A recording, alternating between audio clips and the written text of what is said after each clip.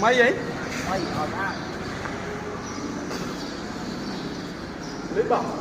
Orang mesin cân trâu nấu phun ba am là bay trong kề con cháu là bay bà cá on nè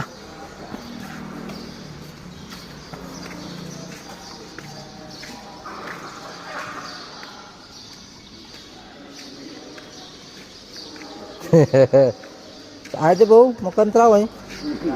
ai thì cầm đô mua nhom